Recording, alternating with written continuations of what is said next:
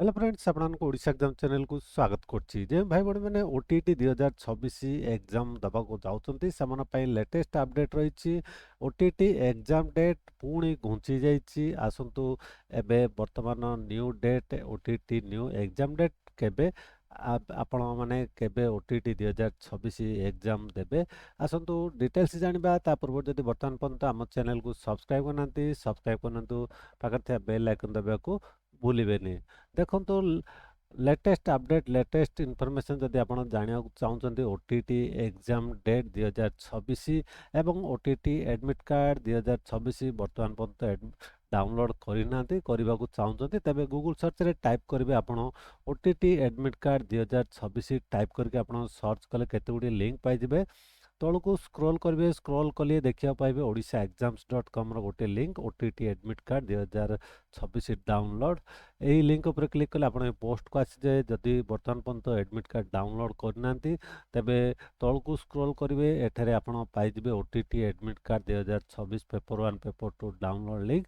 ଏ link ଉପରେ click କରିକି ଆପଣ BIC ଓଡ଼ିଶା .nic.in ୱେବସାଇଟ୍କୁ ଆପଣ ଅଫିସିଆଲ୍ ୱେବସାଇଟ୍କୁ ଯାଇ ଆଡମିଟ୍ କାର୍ଡ଼ ଡାଉନଲୋଡ୍ କରିପାରିବେ। ବର୍ତ୍ତମାନ ଜାଣିବା କ'ଣ ରହିଛି latest update information regarding OTT exam 2026। ଦେଖନ୍ତୁ ଜୁଲାଇ 5କୁ ଘୁଞ୍ଚିଲା OTT। କ'ଣ ଲେଖା ଅଛି ଆପଣଙ୍କର ଆସିଯାଇଛି ସମ୍ବାଦ ପେପରରେ। ଦେଖନ୍ତୁ ପେଜ୍ ନମ୍ବର 15 ଜୁନ୍ 24 2026 ଭୁବନେଶ୍ୱର ଏଡିସନରେ ଆପଣଙ୍କର ଏଇ ଆର୍ଟିକଲଟି ଆସିଛି। ମାଧ୍ୟମିକ ଶିକ୍ଷା ପରିଷଦ ବୋର୍ଡ ଦ୍ୱାରା ପରିଚାଳିତ ଓଡ଼ିଶା ଶିକ୍ଷକ ଯୋଗ୍ୟତା ପରୀକ୍ଷା OTT 2026 ଆସନ୍ତା ଜୁଲାଇ 5 ତାରିଖ ରବିବାର ଦିନ ଅନୁଷ୍ଠିତ ହେବ। ଆପଣଙ୍କର ଆସନ୍ତା ଜୁଲାଇ 5 ତାରିଖ ରବିବାର ଦିନ ଆପଣଙ୍କର OTT ଏକ୍ଜାମ ହେବାକୁ ଯାଉଛି।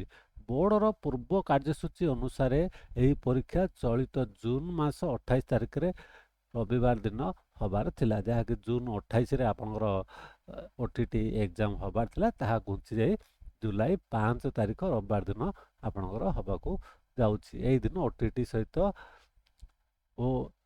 SOSC ପକ୍ଷରୁ CRI ଭଳି ଦୁଇଟି ପରୀକ୍ଷା ରହିଥିବାରୁ ବୋର୍ଡ କର୍ତ୍ତୃପକ୍ଷ OTT ପରୀକ୍ଷାକୁ ଗୋଟିଏ ସପ୍ତାହ ଘୁଞ୍ଚାଇ ଦେଇଥିବା ସୂଚନା ମିଳିଛି।